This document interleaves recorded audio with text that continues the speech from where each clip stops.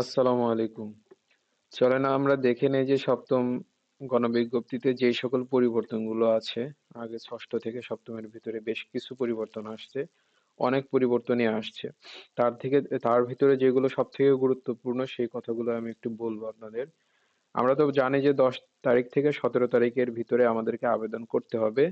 এই ক্ষেত্রে আমার মতে আমি আগের ভিডিওতে বলছি যে 10 এবং 11 তারিখ হচ্ছে আপনারা জাস্ট দেখবেন, সবকিছু বুঝবেন।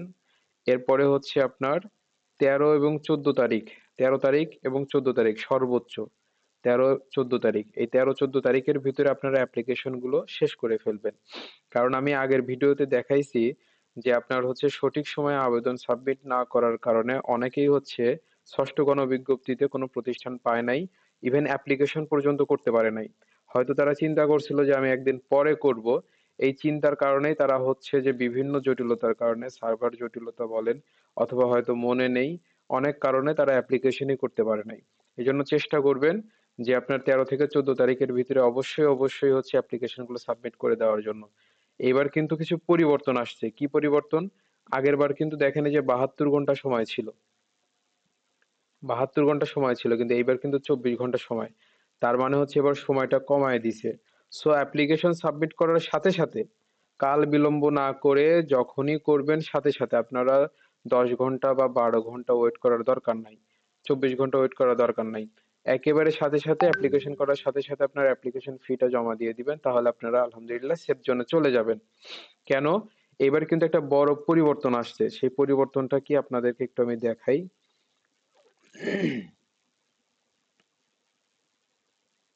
দেখেন, আগেরবার কিন্তু এডিটের অপশন দিছিল, কিন্তু এবার কিন্তু একেবারে নির্দিষ্ট করে বলে দিছে যে দেখেন, ফর্ম পূরণ শেষে একবার আবেদনপত্র সাবমিট হয়ে গেলে কোনোভাবেই সংশোধনের সুযোগ থাকবে না। এবার কিন্তু ওরা অনেকটা স্ট্রিক্টলি একদম নীতিমালা সুন্দর করে আমাদের সামনে উপস্থাপন করছে। সো এইবার যদি কেউ ভুল করেন, যে আপনার মাত্র 7টা প্রতিষ্ঠান চয়েস, এই প্রতিষ্ঠান চয়েসে যদি কোনো ভুল করেন, গোলমাল করেন, তাহলে কিন্তু এবার আর কোনো সংশোধনের সুযোগ থাকছে না বলেই মনে হচ্ছে। এটা কিন্তু খুব ভালোভাবে জোর দিয়ে তারা বলছে আর কি। সো যাই করেন অত্যন্ত সতর্কতার সাথে করবেন। আচ্ছা, আর একটা বিষয় সেটা হচ্ছে যে দেখেন, আপনাদের এই যে এমপিও যে নীতিমালা আছে, নতুন যে নীতিমালা কাম্য শিক্ষাগত যোগ্যতা, এই যে কাম্য শিক্ষাগত যোগ্যতার বিষয়, এই যে আমরা জানতাম যে 40টা সাবজেক্টের বিভিন্ন ধরনের প্রাতিষ্ঠানিক বাধা ছিল, তার ভিতর থেকে বেশ কিছু সাবজেক্টের হচ্ছে প্রাতিষ্ঠানিক বাধা উঠে গেছে। তাদের জন্য মূলত এই সেকশনটা আর কি। দেখেন, এই যে এবার কিন্তু খুব স্পষ্টভাবে বলে দিছে যে আলহামদুলিল্লাহ আপনাদের হচ্ছে যাদের সাবজেক্টে বিভিন্ন প্রাতিষ্ঠানিক বাধা ছিল, কলেজ মাদ্রাসা, মাদ্রাসা কলেজ অথবা কলেজ টেকনিক্যাল, এইগুলা এনটিআরসি কিন্তু উঠাই দিছে। এখন যাদের যাদের যেই সকল সাবজেক্টে উঠাই দিছে তারা সবাই এখন অনায়াসে অ্যাপ্লাই করতে পারবেন এবং ইনশাল্লাহ 100% জব হয়ে যাবে। আচ্ছা, এখন এই যে সপ্তম নিয়োগ বিজ্ঞপ্তির যে বিশেষ যে একটা বক্স আছে, এই বক্সটা এনটিআরসি এর ওয়েবসাইটে গেলে আপনারা পেয়ে যাবেন। ওখান থেকে প্রয়োজনীয় সকল তথ্যগুলো দেওয়া আছে, ওইখান থেকে দেখে নেবেন আপনারা।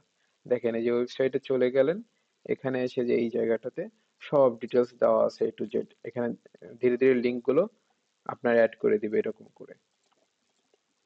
আচ্ছা, এরপরে আর কয়েকটা বিষয়, সেটা হচ্ছে যে আপনার ইন্ডেক্সধারীদের ক্ষেত্রে সেম কথা, লেকচারার থেকে লেকচারার পদে যেতে পারবে না। আর একটা বিষয় হচ্ছে যে যারা হচ্ছে শারীরিক শিক্ষা পদে অ্যাপ্লাই করতে চাচ্ছেন তারা খেয়াল রাখবেন, যদি বালিকা বিদ্যালয় বা মহিলা কলেজ হয় সেক্ষেত্রে শুধুমাত্র ফিমেল হবে, ফিমেল। মেল কিন্তু অ্যাপ্লাই করতে পারবেন না। সেক্ষেত্রে কিন্তু আপনার ইয়া হবে, এমপিও হবে না, বা কোনো মানে যে কোনো কারণেই হোক আপনি প্রতিষ্ঠান পাবেন না। আর ধর্মীয় শিক্ষার বিষয়ে অবশ্যই নিজ নিজ ধর্মের সাথে সংশ্লিষ্ট রাখবেন। যেমন ইসলাম ধর্ম, ইসলাম ধর্মের সাথে সংশ্লিষ্ট বিষয়গুলো অ্যাপ্লাই করবেন। আচ্ছা, এইটা তো বলছি। এখন দেখেন যে আপনারা অনেকেই হচ্ছে ইউজার আইডি পাওয়ার পরেও হয়তো টাকাটা সঠিক সময়ে জমা দিতে পারেন নাই, তাদের জন্য একদিন সময় দিছে, 18 তারিখ। এবার কিন্তু নীতিমালাটা খুব সুন্দর সুস্পষ্ট করে সবকিছু বলে দিছে আগে থেকেই। আগের বার কিন্তু আমরা খেয়াল করছি যে প্রত্যেকবার কিন্তু নতুন নতুন করে এডিট অপশন দিত, নতুন নতুন করে সময় দিত। তো আশা করতেছি যে এইবার এই ধরনের কোনো সময় তারা দিতে চাচ্ছে না। আহ জানুয়ারির ভিতরেই সকল ধরনের হচ্ছে নিয়োগ বিজ্ঞপ্তির ফলাফল আশা করি জানুয়ারির ভিতরেই শেষ করে ফেলবে। আচ্ছা, ছবি দেওয়ার বিষয় তো আপনারা অলরেডি জানেন, আগের ছবিটাই দিতে হবে। 7টা চয়েস দিতে পারবেন। এবার কিন্তু আপনারা যদি প্রতিষ্ঠান চয়েসের বাইরের প্রতিষ্ঠানে জব করতে না চান, অবশ্যই কিন্তু নো ক্লিক করতে হবে। আগে কিন্তু এই অপশনটা ছিল না। আর যদি আপনারা সারা বাংলাদেশে জব করতে পছন্দ করেন তাহলে ইয়েস অপশন দিবেন। সেক্ষেত্রে আপনারা আপনাদের পছন্দ ক্রম দিতে পারবেন, যেমন প্রথম চয়েস জেনারেল, অথবা কেউ প্রথম চয়েস মাদ্রাসা দিতে পারবেন, কোনো সমস্যা নাই। আর ইয়েস অপশনটা কিভাবে কাজ করবে এখানে কিন্তু বলে দিছে যে শূন্য পদ থাকা সাপেক্ষে আপনার মেধা অনুযায়ী হচ্ছে আপনাকে অটোমেটিক্যালি যেই প্রতিষ্ঠান আপনার হবে সেই প্রতিষ্ঠানে আপনাকে দিয়ে দিবে। তো এই ক্ষেত্রে একটা জিনিস মনে রাখবেন, যাদের হচ্ছে প্রতিষ্ঠানের সংখ্যা কম কিন্তু ক্যান্ডিডেট বেশি, তারা কিন্তু ইয়েস অপশন তাদের কোনো কাজে আসবে না। এটা কিন্তু আপনাদেরকে বুঝে শুনে চয়েস দিতে হবে।